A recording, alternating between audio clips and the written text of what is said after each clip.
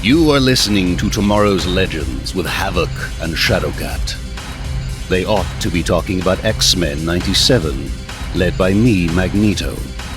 But I suppose it's acceptable if they deign to speak of some other people.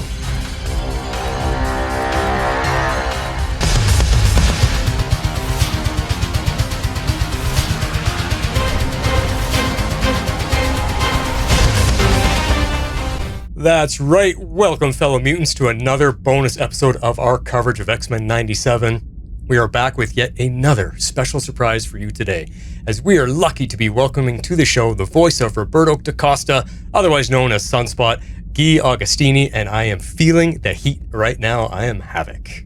And I airwalked a bit too close to the sun. I'm Shadowcat. Welcome to the show, Gui. It is so fantastic to have you here with us. Well, thank you guys. Thanks, Martin, Abby. That's such a fun intro, and I'm super excited to be here. And I'm glad it all worked out, and I hope the listeners enjoy. For sure, yeah. I mean, the X-Men, it was such a huge hit, and we just knew we had to add it to our podcast coverage for sure. And just the fact that was awesome. I mean, I was like so riveted here listening to the intro, and then like hearing Matthew in that intro. That was so cool. How did that happen?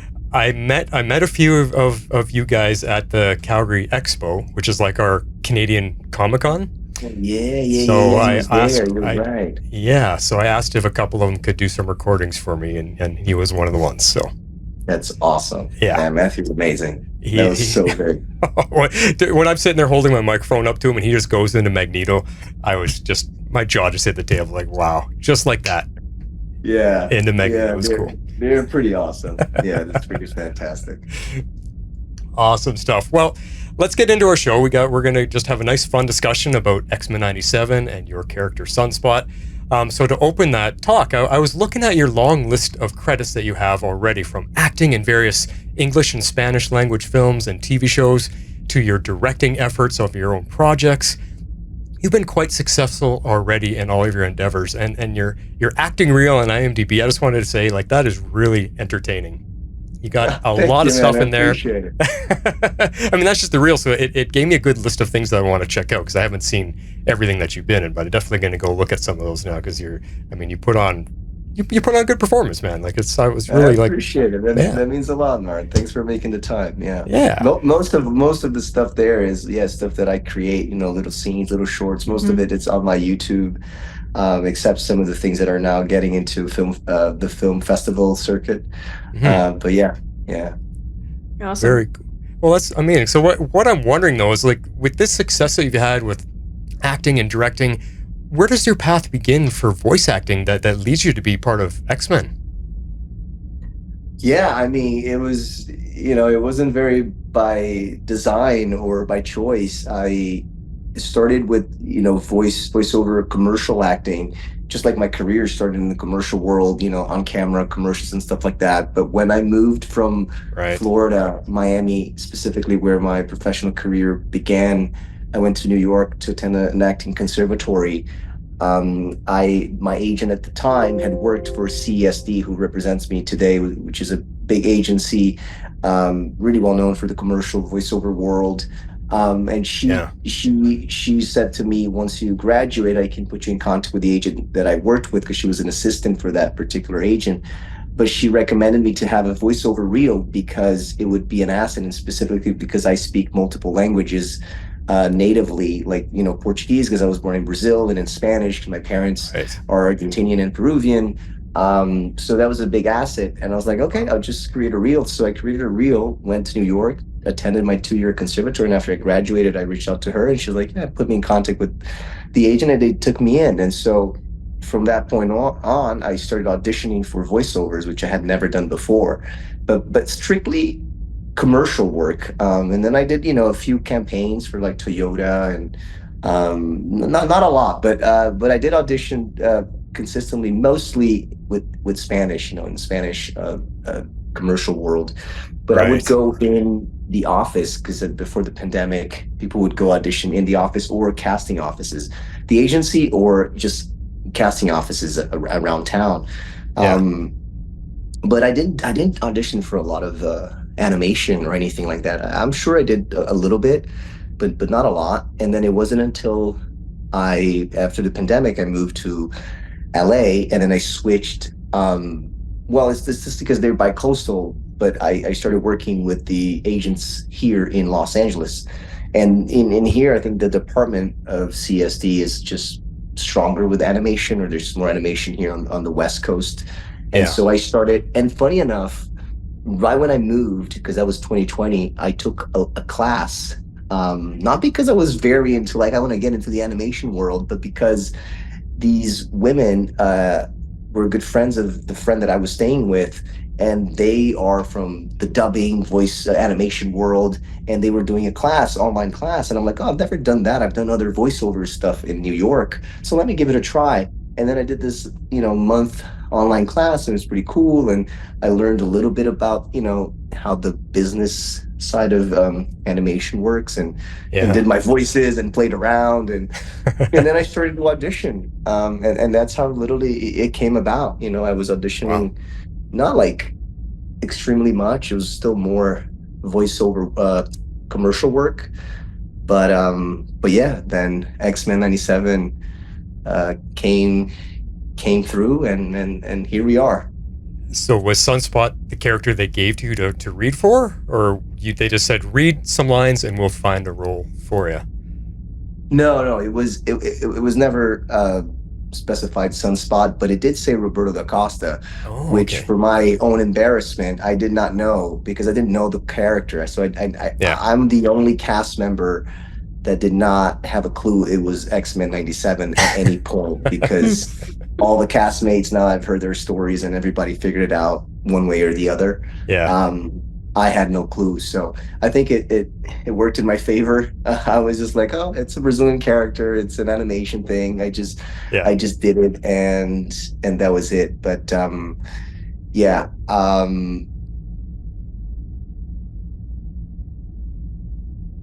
So I'm guessing you're not home that often. You're talking about having a minimalist apartment. Like, you're probably away a lot doing all your work. So Yeah. Yeah. I mean, especially when I moved in 2022, because I've done I've done a lot of motion capture for video game. I worked on Red Oh. Dead Redemption 2, and I was part of GTA 5 and everything. And so I would go back to New York a lot. I mean, 2022, I was more in New York than I was here, and now it's become so much more seldom. This year, it's the most I've been here, but I was also very lucky. I was in a CBS TV show that premiered this year, and so I went back to New York in February. I was there shooting that, and I actually Wow. went back to do motion capture for one day in March, and might go back now in August. So, but yeah, it's just like That's travels. crazy. And now with the cons, I mean, starting next week, going to San Diego. Oh yeah. I won't stop. I really have a really busy schedule until Thanksgiving. It's crazy. Oh my gosh. Yeah, that is a lot. Is this going to be your first time going to a con as a guest to come see? Well, I was at WonderCon for the panel. That was my very first con experience ever. Right. And then I did my first signing at a con at Comic-Con Revolution here in Ontario. Nice. So it's going to be my third, but definitely, the first time in San Wow. Diego, and the first time, Yeah. at the Comic-Con. But I'm also going to the Brazil Comic-Con, which I've heard it's actually, I think, in terms of attendance, bigger than San Diego. Wow. Yeah. I didn't know that. Holy. Yeah, it might be considered. I think for attendance might be the biggest in the world. I'm not sure, but Yeah. they're both right there. So I'm going to be Jeez. a guest there, and so yeah. Well, you're going to So have that's so how- many of your Brazilian fans just coming out to see you for sure, because they have a superhero that's now part of the main team, which is exciting. Yeah, Yeah. very exciting. Yeah. Yeah. We'll see how that's going to go, because in Brazil the thing is, well, now it might have changed, but I still saw, like, online, a lot of Brazilians. Yeah, it's interesting, because obviously so much of people of our age is the ones that are consuming, but in Brazil, for like cartoons, a lot of people watch watch them dubbed in Portuguese. Okay. But because this is not like, especially if you have kids and they're not super young and you're going to watch with the family, they're going to watch it dubbed. Yeah. But if you're, people are our age, I think they're watching it because streaming, you just go and you put the subtitles. So they might be watching it with the original voice. I don't know. But, when I watched, it was all like on television. So it was all dubbed. Right. Yeah. That's interesting though. I think it's going to be fun though, man. You're going to, I think the amount of excitement is probably going to surprise you because of how successful X-Men has been. It's going to be it's going to be I'm very excited. I mean, just to also be able to get back to Brazil that early in the year, because I usually go back for the holidays, but that con starts at the first weekend of December. So, and then I just realized 2 weeks ago or a week and a half, I'm like, wow, Thanksgiving is literally the weekend before. And I'm like, well, that's it, because it's easier for me to go from Miami. So I'm going to spend it with my friend in Miami Thanksgiving. And from there, I just go to Brazil. So like end of November, I'm gone. I won't be back until January. So it's kind of crazy. That's one hell of a road trip. Yeah.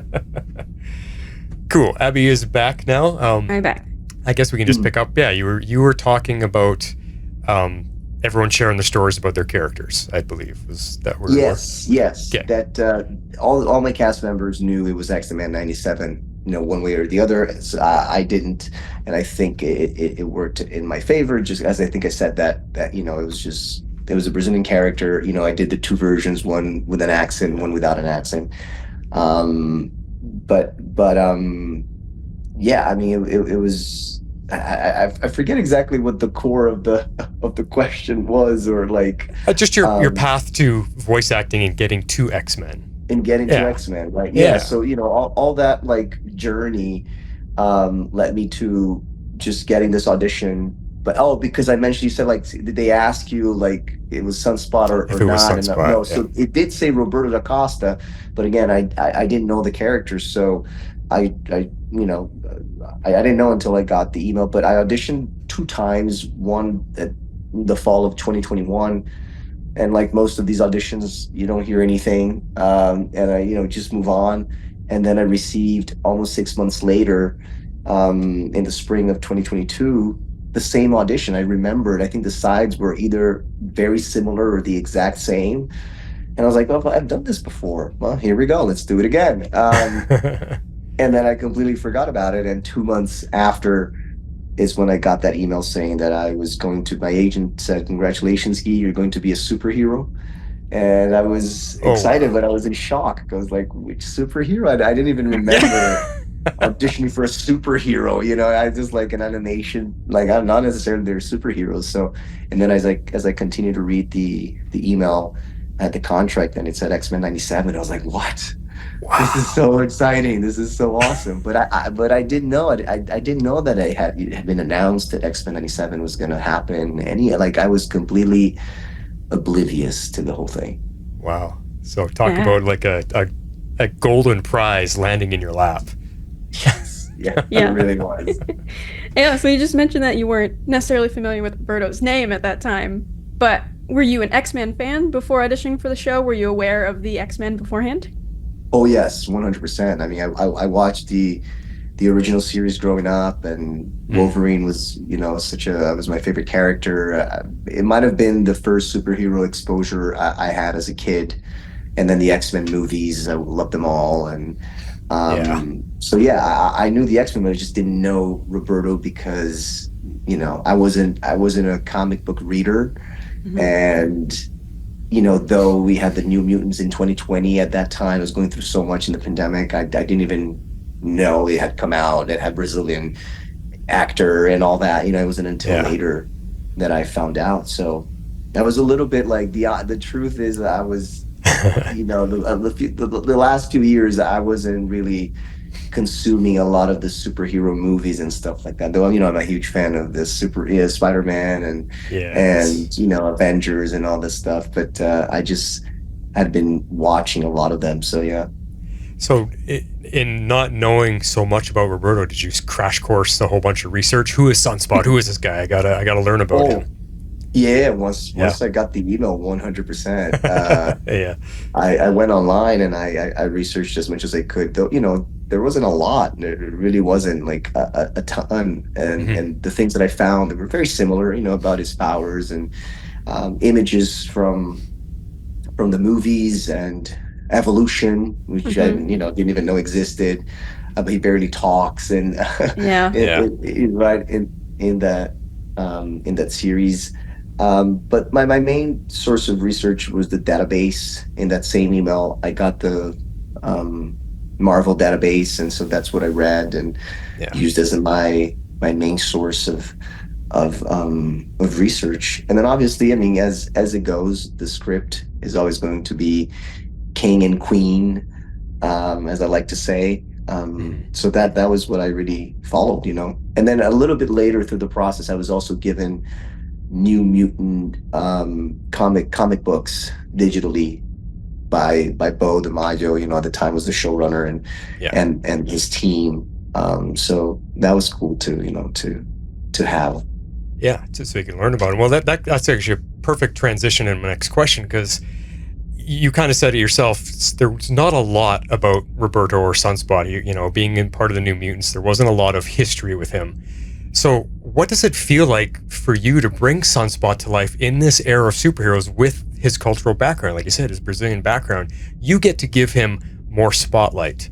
How's that feel? Yeah, it's been really wonderful, Martin. It's been like such a I think the whole thing is just so surreal because again, I grew up with the show and all that, but since it came out, it's really I've really now felt the importance and how beautiful and gratifying has been for me because it's been such an honor, obviously, to be representing Brazil, Latin America, but then through the feedback, Yeah. so gratifying to see how people are, uh, being positively impacted and being seen and loving that he's part of the team now. And then we have this Latino representation. Throughout the Yeah. whole recording process, I had no clue it was going to have this big of an impact, like at all. And most of the cast didn't either. But I think again, I'm like on the lowest level because I just wasn't part of that like world of animation and all of that. I was excited to, obviously I knew the X-Men, this is Marvel, but I didn't know much. And so even when I was going to the premiere, one of my really good friends who came with me and he's such a lover of Marvel and these characters and everything. And he was like, yeah, because we were getting to the theater and this line of like cosplayers and Hmm. this incredible ambience, and I was like, holy shoot, this is like wild. And it's like, yeah, Guy, I told you, like, you have no idea what you got yourself into, and I really had no clue. It's been so wonderful, so wonderful. That's good. You have a clue now, though, I bet. Yeah, I do. I really do. I mean, the fandom is real and it's wild, and Yeah. again, so honored and grateful to be a part of it. Fantastic. I know. So I want to dive into a couple moments throughout the season now that all of season one is out and kind of talk about it as a whole. But there's one is the scene where Roberto is finally telling his mom that he's a mutant. So to me, and I feel like for probably a lot of other people, it read very much like a coming out scene. And with everything that the mutant metaphor can stand for different groups. So what was it like kind of preparing for that scene, if you did any? And then also the second side of seeing their fan reaction to that afterwards, after it aired. Yeah, I mean, the fan reaction was throughout the whole process for me. It was like so wonderful because I was watching every episode at a weekly screening here in Los Angeles that was put together by great organizers at a bar called Scum and Villainy Cantina. Yep. Yeah, and it was so wonderful, the reactions and everything. So that was so meaningful. And I've been saying this, like, it wasn't until, which at that point I think I did, but it wasn't until after episode 4 that I went back to my scripts to know what was gonna happen, because up to that point I was just going to that screening and watching it for the first time with the fans, Oh, wow. not remembering, because like I had very vague memories of things, and I never have a very good memory, but it was like out of order, and we went back to record things, Yeah. in the process of 2 years. And I wasn't there like so many times, right? Because, though Roberto has, obviously, 7 episodes, I wasn't there many a times. So, um, I was very surprised, but I was like, no, I have to go back. I have to know what's going on. But still, I mean, so many things changed, and we don't get to see every part of the animatic once we're back in. Sometimes we do because of ADR and all that stuff, but Yeah. it still was so surprising, and that moment after, also in the feedback online and everything, it was so powerful. It was so meaningful. So like when I was doing it, like I didn't even think I saw it that way, like as a coming out, like I didn't see like so strong, and obviously, there's so many moments in the whole season that's so personal, that Bo DiMaggio has expressed online, by his own like personal things, but also with the world, as he explained with episode 5, with Genosha, the main, like the shooting in I think it's Tulsa, called the nightclub in Orlando. There's a big part of it, right? That a lot of people that he knew, and he's from Orlando. There's so many personal things which I been lucky to know a little bit more through this process and understand. And artistry is all about putting our hearts and our personal things, right? Like artists do with music and movies, and so this is like, I love that, I love knowing that connection. So him as a gay man, trying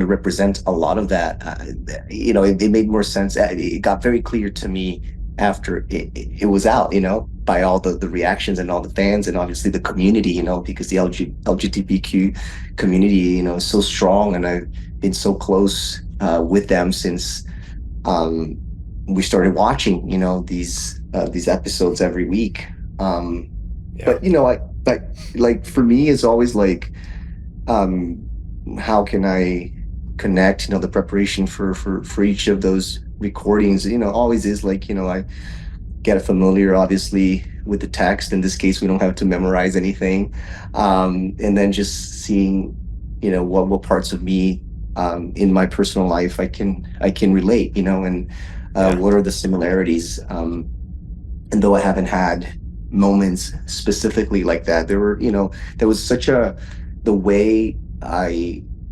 kind of prepared. It was like, it's like probably the most, like the hardest moment for him, right, to come in and share this to his mom. And I've had like very hard moments, though my mom, she's such an angel and she's so wonderful, and I've never experienced something like he did.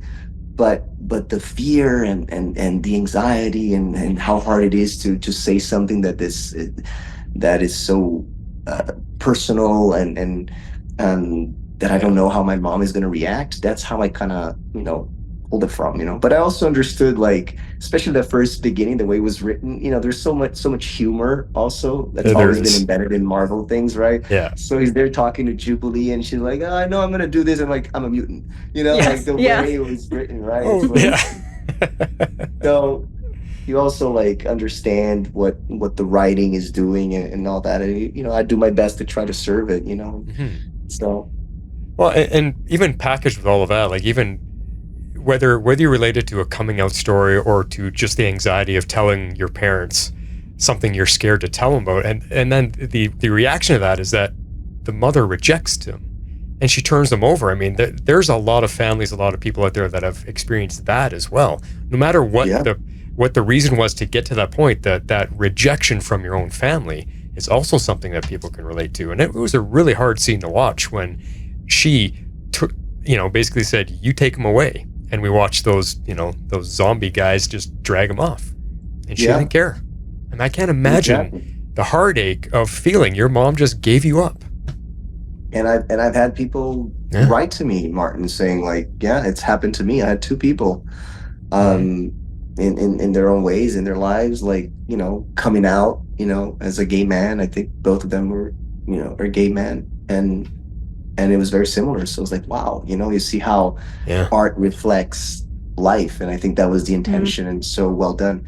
Yeah. But again, when I was doing, I wasn't like, oh, this is exactly what it is. I just like want to serve this moment, and then I was surprised by like, whoa, Yeah. that is like affecting those people so like specifically, and everybody else who like me, you know, like, or straight, you know, men, women, but it's just like the absurdity of a family member. And I'm sure there have been so many people who have had very difficult relationships with their mother, you know, or father, but like mother figure in this case, and Yep. and they can relate to that as well. And if there's people like me who have had the privilege to not have had situations like that, you know, we still feel, wow, that exists, you know, Yeah. how sad, how hard. And so I think it's such a Yeah. universal moment, and so powerful. And what I find is great about it too is it even though it's coming from an animation, it a lot of people write it off. It's just a cartoon. Come on, get over it, grow up or whatever. It's not. It's because of voice actors like yourself and the rest of your castmates that can put so much emotion into these roles. People are still able to connect. They can still visualize themselves in these character stories, and that's what I find so great. What was so amazing about X-Men, this reboot, is how mature it really was. Yeah, Despite it being a cartoon. 100%, 100%. And again, I'm surprised myself as well, you know, because though I, you know, didn't have that concept, or it, you know, I didn't like undermine any of it. I wasn't a big consumer of anime or animation per se, you know, but there's been so many, I mean, great movies and wonderful stories. So I think like, I mean, of course there's people who are still going to think that, but you're right. I mean, it's just so many people have, you know, related so deeply, and it's clearly proven that is way more than just an animation. But it's, you know, and I think we've set a big, like a high bar this year, but there's also been so many other great animations, right? Like since the pandemic, and they continue, and it's just like so many great content. But definitely like how mature it is, it's like, yeah, it's pretty wild.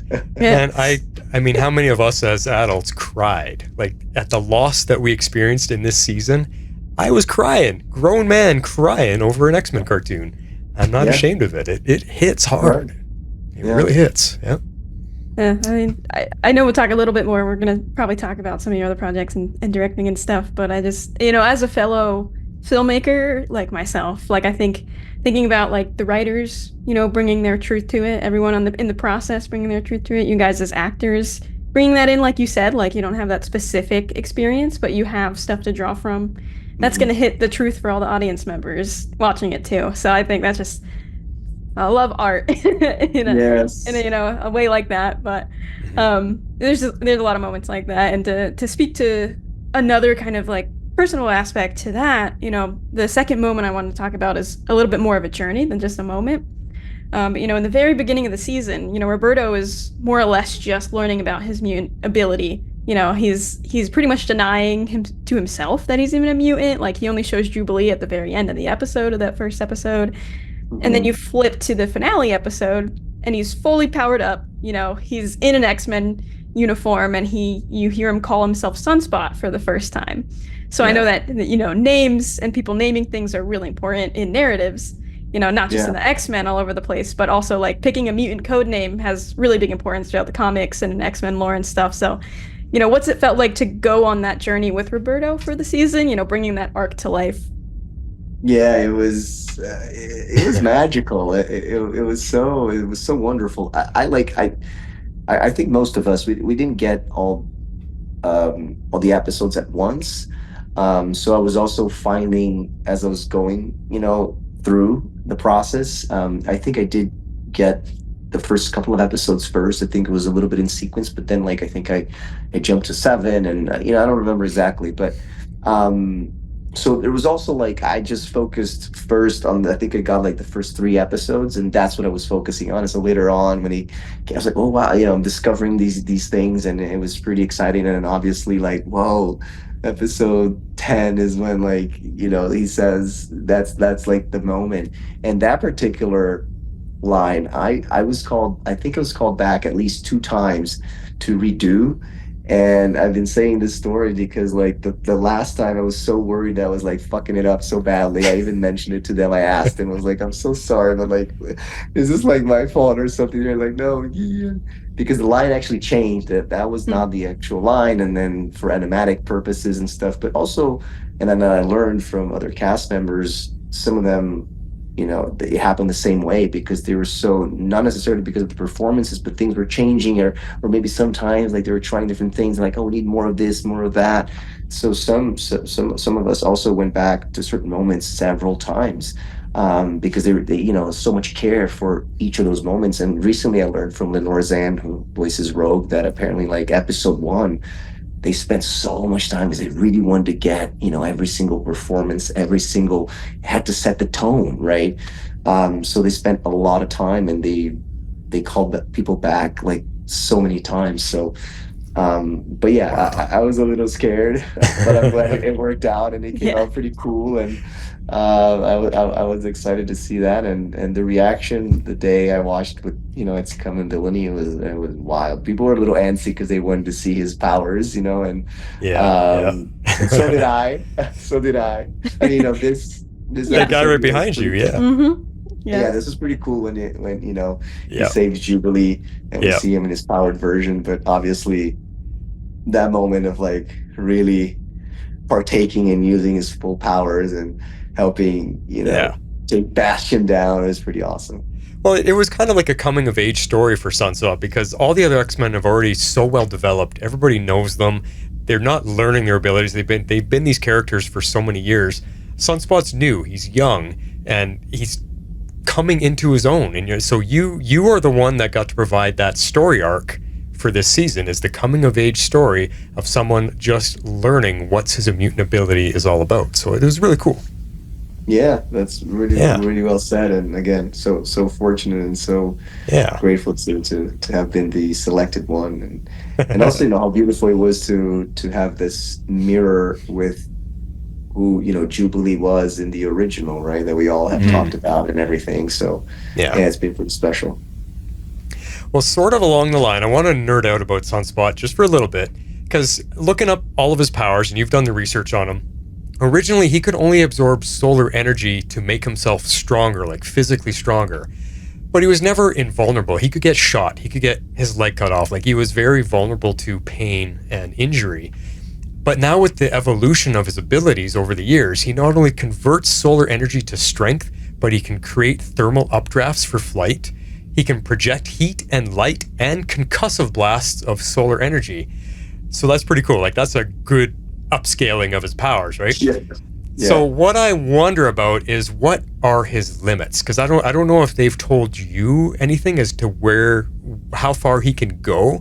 Like, as an example, what if he was really close to a star? Could he absorb like immeasurable amounts of solar energy? And then what would he do with that? What would he turn that into? I mean, that's an amazing amount of energy. So have you thought about that, or had any clue? That's amazing. I have no clue, Mark. We haven't had those talks or discussions. I wish we did. Maybe I can ask around soon, as I might be seeing some of the creators and stuff. Going to San Diego Comic-Con and stuff like that. But no, because I mean the conversations were all about the performances of the script and everything like that. But yeah, and I don't know. I mean, there's so much.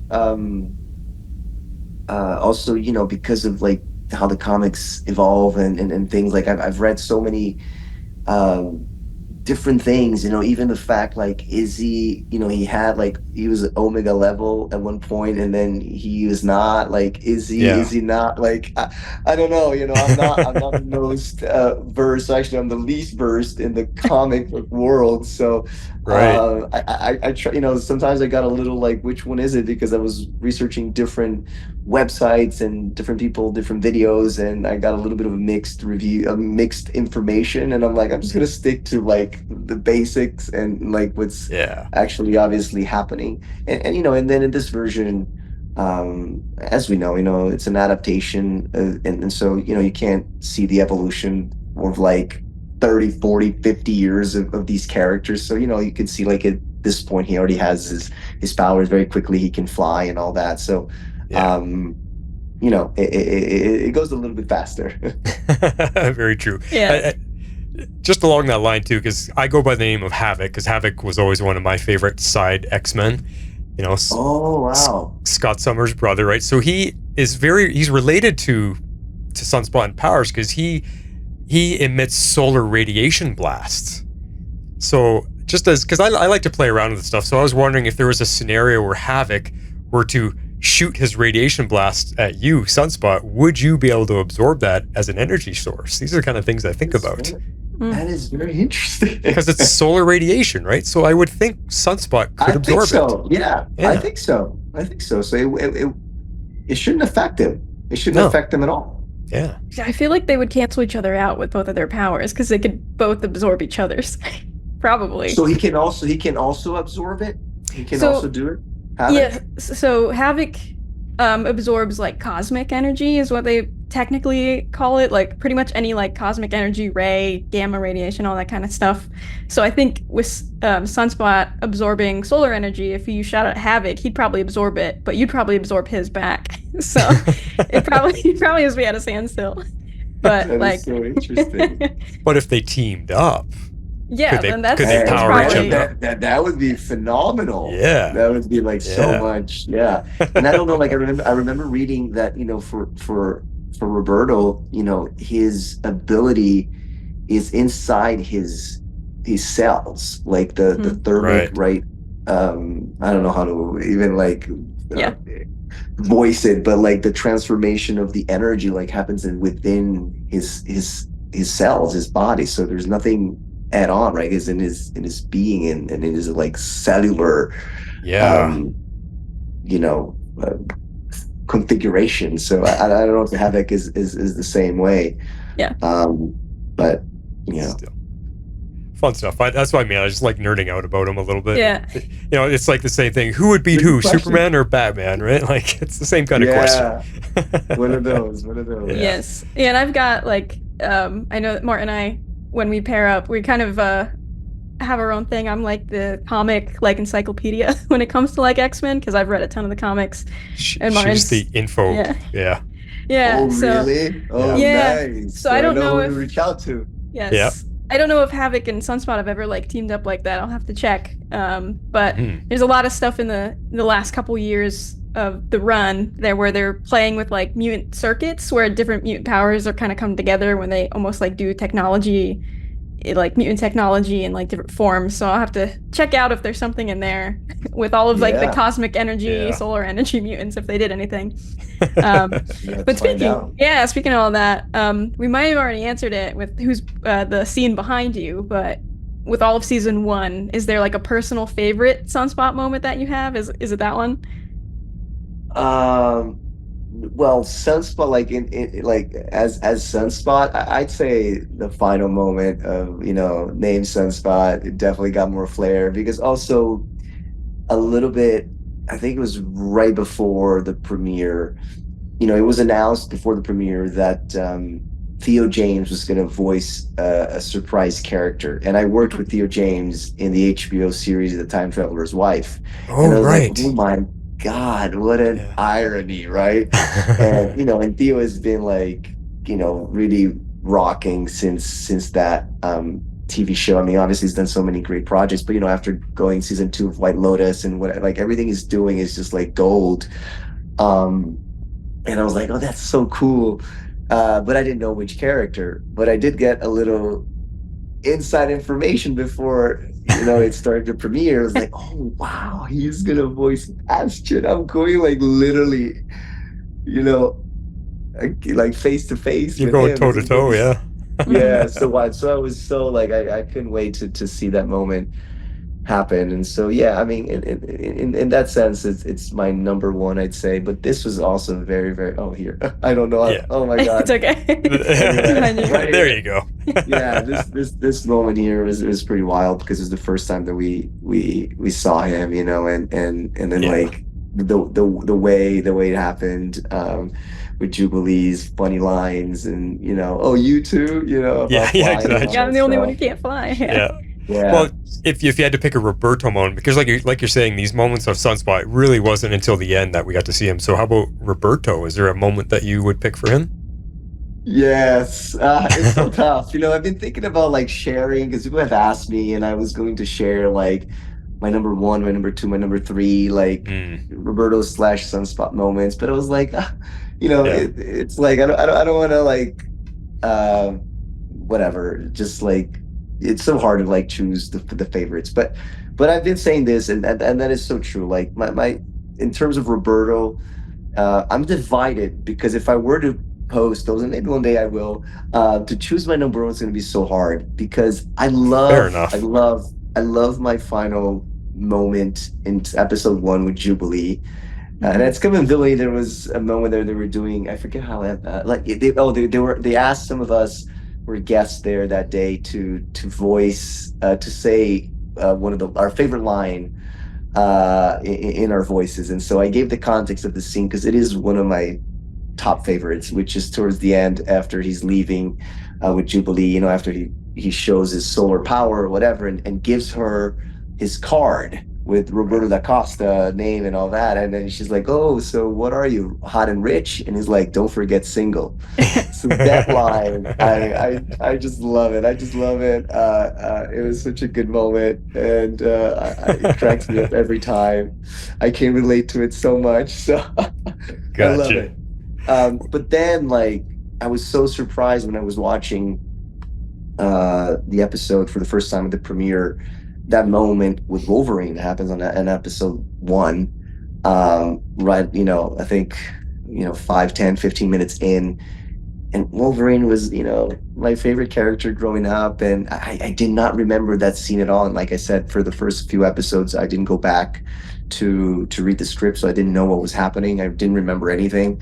Yeah. So I was so surprised when that scene, came on the big screen, and then his claws, like, is Yeah. this enough for you, bub? Like it was so awesome. So those two are definitely my top favorites, and it's Oh, just for hard sure. to choose which one of them. Fair enough, though. But I mean, great moments. I think, and that's what was fun about Sunspot because he almost had to prove his worth to be a valuable and trusted new member of the team because the X-Men, they've been together for so long. So anybody coming in is like, who's this guy? Like Yeah. we don't need anybody. We're good. And that's so you had to break the ice, and I think Jubilee was your ticket in kind of thing. For Yeah, sure. 100%. Yeah. 100%. She But helped me so much. but the moment you talked about, like as we were covering every episode of the show this season, we were always talking about the cool character moments, and it seemed like every X-Men member seemed to get their one moment in the spotlight. And the one which I thought for Roberto for Sunspot was the one that you first brought up in Tolerance's Extinction Part 3, Episode 10, when Rogue was taken on Bastion, and Bastion, she was first beating him, but then Bastion turns it around Yeah. on her, and he's got her up in the sky, and he's crushing her throat. Yeah. My heart sunk because Rogue's been my favorite for 40 years, and I thought she was going to die here because we now know that this show is not concerned with killing characters. So Yeah. don't you dare kill Rogue! Don't you dare! And Sunspot saves the day, and I have never cheered so loud in my life at an episode. Like, oh my god, yes! And you had that moment, like you said. I got a lot of flair. My name's Sunspot, or whatever. That was Sunspot's moment. The one, it took us 10 episodes to get it, but that was his moment. Because what I liked about it is not only you gave yourself your name, because we hadn't heard the name Sunspot yet, but when he lets loose and there's this eruption of solar energy all around him, you could see they showed that one shot back from the Earth's surface and the people looking up in the sky, and you Yeah. could see your fireball Yeah. ripping it, and I was like, wow, okay, that is the cool moment for Sunspot. Yeah. Yeah. You're right. You're right. And look, on Sunday, I rewatched that episode. We were gonna binge the entire 10 episodes in one day, but it didn't happen with one of my best friends, and his son is in town, so we couldn't do it. So we watched the first 5, and on Sunday, we watched the other 5. So I was able to rewatch a lot of those moments, and I did notice that as well. Again, just like without the craziness of everything of the. I mean, I hadn't watched it before as well, but anyway, just like not a lot of people and not a lot of it was just, wow, yeah, it's cool. It's cool that image. That is a great image. Yeah, it was cool. Yeah. We're getting down to our last couple of questions here, but I want to talk about. I know that along with acting, you're also a director. So there's just slight comic tangent for a moment. There is a funny moment. I think it's in a 2018 or 2019 Avengers comic, because at one point, Roberto, Sunspot, and Cannonball, another character, they're in the Avengers team. They're on one of the Avengers teams, and Roberto's like makes a movie called Da Costa PI because he's a huge fan. He's a huge fan of Magnum PI in the comics, so because he originated in the 80s.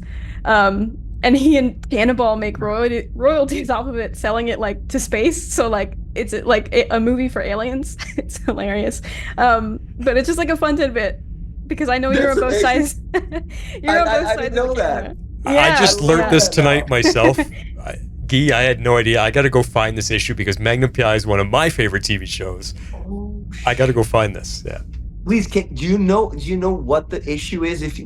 I have to find like the specific I'll find it and I'll number, send it to you. Please send me the name because I want to go after for sure. Yeah. Yes. Okay. I would love to read that. But it's funny because I'm like, I know you direct, and here's Roberto making his own movie.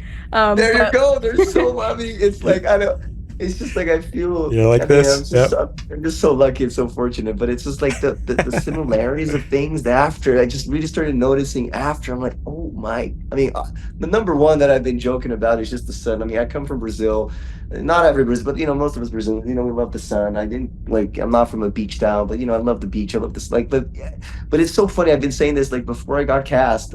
When Instagram started having that fire effect, I was using it all the time. I loved it, because my thing is all about like I've always liked the fire as an element. And I actually reposted this photo in 2020 where I've been a big fan of the Phoenix for a long time. And I created this photo in 2020 of like like a Phoenix coming out of my body and whatever as I was like going through this transformation. So to me, like fire has always been like such an inner element, though like in astrology all my signs are primarily water and earth. But anyway, so I was like finding out these little things, and as I was researching with Roberto, I was like, wow, so he's my parents are not Brazilian. Obviously his dad is Brazilian, but it's like it's a mixture of cultures, and he speaks 4 languages. I speak 4 languages. Like it's just like little details like that. I was like, oh my God, like I like to believe that, though probably Bo and the team that didn't know these things. I was like, wow, so thankfully rightfully cast. So I would say so. The stars were aligned for you to eventually be Sunspot. It's so wild. The path was there. So I love that little detail. So thanks, Abby. I need to find that issue. I really want to read it, and we'll help you with that. So he's a filmmaker as well. I'm going to start saying that. Probably I'll say that next week in San Diego. There you go. But you actually had a question about that, Abby. Something about directing. Yeah. I wanted to know because again, like I said, I'm a filmmaker too. So kind of what was it that drew you to the directing side as well as acting? And what do you are you a director too, Abby? Or technically, I haven't made it like a narrative short film in a while, but I work in office for a college, and I do all of their brand video. So I'm basically like start to finish every single position for all of the videos I make. So technically, I've been directing videos for like years, and editing and writing them, and all of that stuff. I've done a lot of that and some freelance stuff. So. But it's been a while since I've done like a narrative for myself. But yeah, I do a lot of that stuff. So yeah. Gotcha. Yeah, for me, it all started in Miami before I moved to New York to attend the acting conservatory. I was I'd been in a lot of short films, student short films and stuff like that, and I would not get my footage, or they were not very good. Yeah. And then look, Been granted, there. I was like, that's where like I started. Actually, my very first thing on camera, I was like on a silent student film, and I used to. I'm sure I have it somewhere, but and anyway, so it was fine. Like I was doing everything that I could, but as I, after a year or so and meeting people and, getting a little better or whatever, I was mostly fed up with like not getting a lot of, time that I've put in on not getting the footage. Yeah, not getting it for reals and things. Yeah, exactly. We're all trying to build real, working for free and starting out, and it's all fine. But I was like, man, well, I guess it was both, because someone was like, man, this could be better. This could be just better. So then I decided I was going to do a short film. And at the time, my ex is also an actress, and we joined forces to create our first short film, which was we tried to make it as personal as possible. As I love the saying from Mark Twain, write what you know.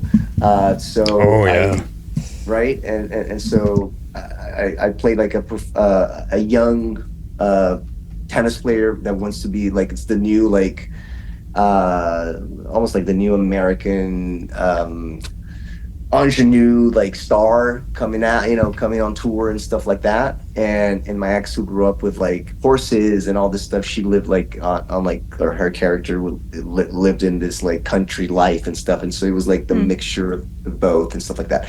So that's where like it all started, and I was like, I'm gonna direct. Though I had never directed, I knew very little. I mean, I had done stuff on Spanish TV series and whatnot, and I was doing this show for a YouTube thing at the time, and so the guy who was shooting it was, I became friends with him. It was like this, like it was actually for YouTube, and it was just like a talk fun show or whatever, and he would do the sound, he would do the camera and whatever. And so we became friends, and I asked him, and he's like, yeah, I'm down, because I want to do something creative. I haven't done a short film like that. He works in the commercial world, and you know how it goes. And so he said yes. And I learned so much from him. But I had my vision or certain things, and I was like, I want to do it, because if I fail, I know I'm going to finish. That's 100% we're going to finish. And also we had really cool locations, as my ex had like all these locations available with real horses, like cool car, like all these things. I was like, it's going to look cool. Wow. And I know I'm going to finish, so I'm going to have footage. And I got all my good friends to be a part of it, great actors, and we did it. And so that's how it began, and I loved it. I loved, I'm a Virgo, so, and I'm a little bit of a control freak, so I just like I like to finally like make decisions, and I'm so visual, so I like to create things in that way, and I just love the experience. So after that, like it was literally like a month or two before I moved to New York, and I attended the conservatory, and my second year at this conservatory was a part of our film history. We had to create short films. Yep. So that one really also inspired me so much. One of my really good friends from the conservatory was really talented with camera and had done movies before. And so him and I learned so much from him, and we created so many different ones. And then after I graduated, I was like, some of my other friends were like, we just got to start doing things for YouTube or whatever, or create things. And then I got like a Canon 70D, and I started to shoot things on my own camera. So I just started creating things, with friends, and we would write it together and we would do it. I learned how, then I learned how to boom. I learned the sound thing. I learned how to edit. I got Final Cut Pro. So all of a sudden, we started doing a little bit of everything. So that's how the journey really began, and some are obviously better than others. And then as I continue like to step up a little bit, I started to meet other people, and then I started to use really cool cameras. I shot some things with the Alexa, and then, with the Red or whatever. And then, start to just get a little bit better, and people who want to collaborate. I never had really, budget for much. A lot of people just signed on to create some art, and that's how it goes, but then I was fortunate to have some really I think the best short film that I've done, up to the one that I'm editing now, because the stories are so different, but definitely in terms of like size, budget, story, is this short film called Roses Are Blind, which we've won like over 100 awards, and it's based on a true story. It's an incredible true story. I had like former teachers of mine who had like incredible careers, 4 Tony Award winner, Boyd Gain and Daniel Davis, who plays the butler in The Nanny. Like, I just got like incredible people, and that Yeah. experience is like, wow. I couldn't believe I was directing these people, like it was pretty wild. I was Yeah. going to ask you about that because in doing my research about what you've done before, I saw that Roses Were Blind. So I was going to ask you, where can we find that to check it out? Yeah, that's a good question. So Wendy White is the author, and very recently this year, I have to ask her. I actually don't know exactly. It's so bad of me, but she decided to never put it available, Vimeo or YouTube or anything like that. I know it's part of a platform, but I don't know very well where people can find it and rent it. I have to, because it happened this year. So I will find out that information, and then that'd be obviously great to let people know. The thing is like, because she didn't want to put it out, for free, available and stuff. I just, kind of took a little step back as we were focusing on making the feature film, because the whole reason of doing this was a proof of concept for the feature film. She reached out to me to make the feature film. I was like, well, I've never done a feature film. This is like such a huge scale. Like, this needs so much work, so much of anything. But I can do a short film. So that's how it happened in 2018. And now, we had like an incredible writer that came on board and finished the feature film script. And then they were like pitching, and then the strike happened last year, and now we're back. And, so things are in process, as we know. Like, it takes sometimes forever, but it's such a wonderful story. And I mean, Wendy is an incredible human being, and I can't wait for it to get sold or be able to get made, even if I'm not a part of it, somehow. But that story needs to be told, and it's so wonderful. But I'll find out. I'll let you guys know. Okay, yeah, sounds great.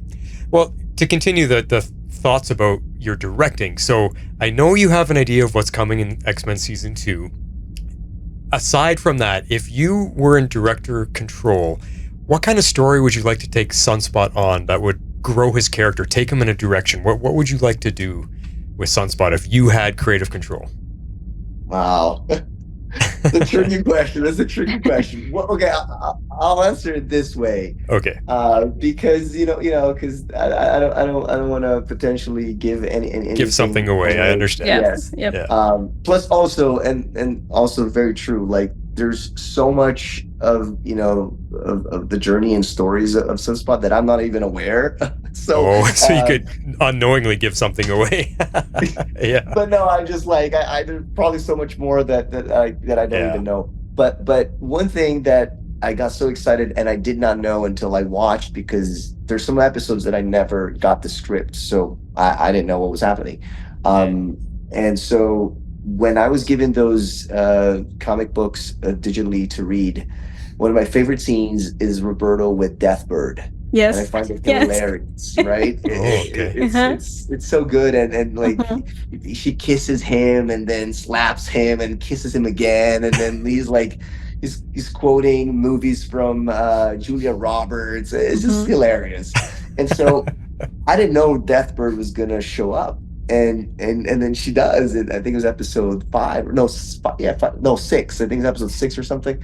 And I was like, oh, wow, she's there. So I was like, if there was a storyline, I would love to see Deathbird interact with Roberto. Maybe not the way it happens in the comics, Okay. Yeah. But maybe, I don't know, get a little something there when Jubilee gets pissed at me and whatever. I think it'd be hilarious. Fireworks at me again. I'm like, no, I'm sorry. We got to have some teenager angst, right? Because you're the two young characters, so yeah. There you go. Come on. You got to have some drama. Some drama. Like, I'm sorry. I just it was just a weakness moment that I like. Anyway, I don't know. But that would be a storyline that would be funny too, even if it's not in a romantic or anything like that he's into her. But just to have them interact, I thought it was going to be super, super awesome. Well, that probably answers my other question I had too, because being that Roberto's from the New Mutants and he's already part of the X-Men, like it's almost like this cartoon skipped the New Mutants. He just immediately joins the X-Men. Yeah. Is there another New Mutant member that you would like to see show up and join the X-Men alongside you? That's a good question. I was never asked that. I don't know. I think I think it'd be cool to I mean, any of them. I mean, even like, um, was it like, is it Sam, right? Is it Sam? Sam Cannonball. Yeah. Cannonball, Yeah. he was one of my Yeah, I favorites. think Yeah, I think that would be the because like their relationship and their bromance and stuff, it yeah, could like fit really well with the show with all the like totally. I think that'd be great, I think that would be good. Those are also the scenes that I've read the most between them two, and all their hugs, and even online, like the memes and stuff like that. So I think that would be the cool one. Cool. Yeah, I'm with you on that for sure. Awesome. Yeah, I love Cannonball. I love a lot of the New Mutants team. Those are some of my favorite comics. And I know the Deathbird stuff you pulled is from the 2019 New Mutants run, in case anyone listening wants to go read those. So all the fun Deathbird stuff, and a lot of Cannonball bromance in that one as well. Oh, there you go. Yeah. Well, I have to read them. I have to read them myself. There you go. All right. Well, thank you so much, Guy. We're going to wrap up a little bit, but where can people find you if they would like to connect and see what you're doing, and anything you want to plug while you're here? Sure. Mostly Instagram. My handle is at Gui Agustini1. I'm also on Twitter, but I don't really go there very often. So yeah, just follow me on Instagram. I'm always posting the stuff that I'm up to, and responding as much as I can, and keeping up with the fans, but definitely always sharing what's going to happen in terms of cons and events and stuff like that. So and yeah, I mean, I was part of a CBS TV show called Elsbeth, where ironically and very wonderfully for me, I played a professional tennis player on episode 5, and that was such a full circle moment. It's not a long participation, but it revolves around what happens to my character. That was super fun, and that show is super funny. CBS, now on Paramount, and I'm also editing the short film called West Texas Home, which I'm extremely proud of, and it's the story of this bisexual man who leaves his partner for this woman he fell in love with. But the caveat is that this man, his partner, is also a father figure to him. So it's such a unique, beautiful story, and it's coming out wonderfully. So we'll see once we're going to have it ready to start submitting to festivals, but definitely for next year. But I also have 2 other ones, one that's been finalized and it's going to have its premiere at Gig Harbor Film Festival on the East Coast. I think it's September. That's the first one, that it's called To the End, and that was shot in New York. And then it's pretty much finished too. We are going to start submitting probably this month this other short film. It's a dramedy called You Are Funny, written by and starred by Ash Felina Rose, who I worked with in The Time Traveler's Wife, and then we created this together.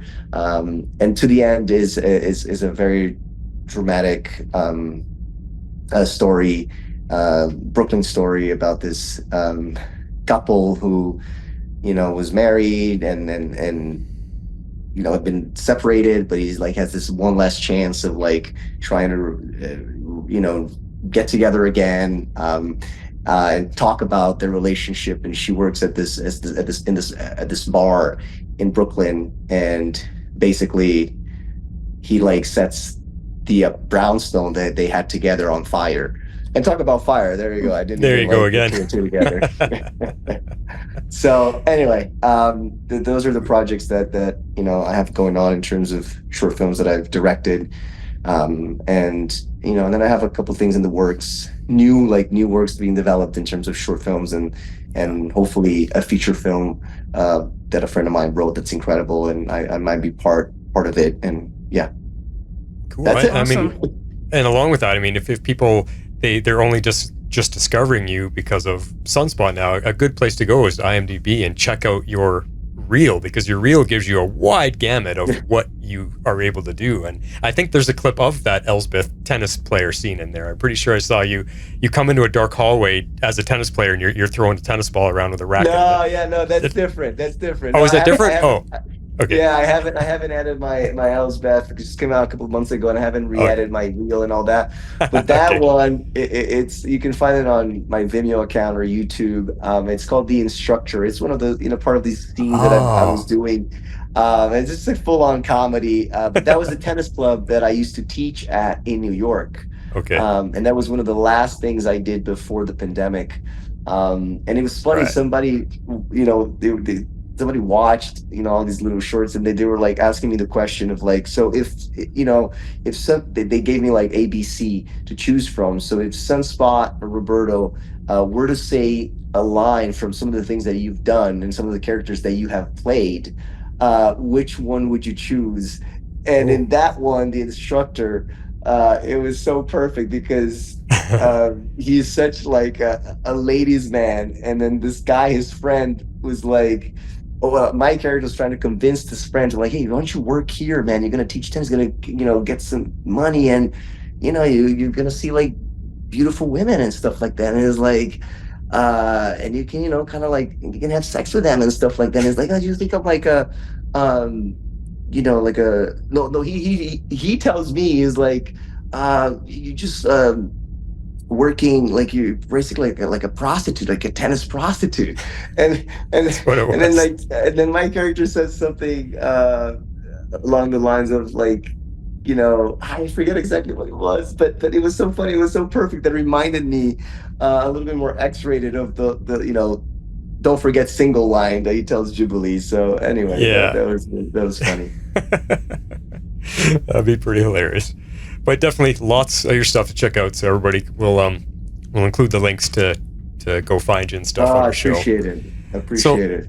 We appreciate you so much for joining us here on Tomorrow's Legends. It's just been absolutely fantastic talking to you and just getting to know you, because you're new to us and new to the X-Men world. It's just been great to have some time with you. Oh, thank you so much. I really appreciate it as well. It's such a wonderful feeling, and the care and the support that I feel from you guys and just the community in general. I've been so grateful. So thank you, and it's been wonderful to get to know you too as well. And hopefully I go to Canada, maybe next year to Calgary, to a con, we can meet in person, or Definitely. to the East Coast, Abby. Yeah. Well, I know you're going to the Uncanny Experience in September. I'll be there. So. Oh yeah, you'll be there. Yes, I am. You're right. So. I am going to the Uncanny Experience now. Yay, There that's you awesome. go. There it is. Cool. When is that happening? Maybe I'll make a trip across the country. I don't know. Oh yeah, it's gonna be the end of September. Yeah, last weekend in September. Okay, we'll talk about that off air. Last question for you before we let you go. Kind of an off air thing. Would you be willing to record something in Roberto's voice for us to use on our podcast? Yeah. Yeah. Sure. Okay, we'll figure that out off air. So we'll do our little sign off here. And again, we just want to say thank you so much for being part of Tomorrow's Legends, coming on to talk about Sunspot and everything X-Men 97. We look forward to season 2. We cannot wait for that to come out and see where your journey continues with this character. So do I. Thank you, guys. Cool. Alrighty, man. Well, That's we've had you for an hour and 20 minutes, so it's, again, just thanks so much, Guy. Just a pleasure to meet you. Yeah, thank you so much. It was a pleasure as well. All right, man. Well, take care and good luck to you on everything. Yeah, thank you. All right. Appreciate it. Have a good night. Yeah, You too. good night, bud.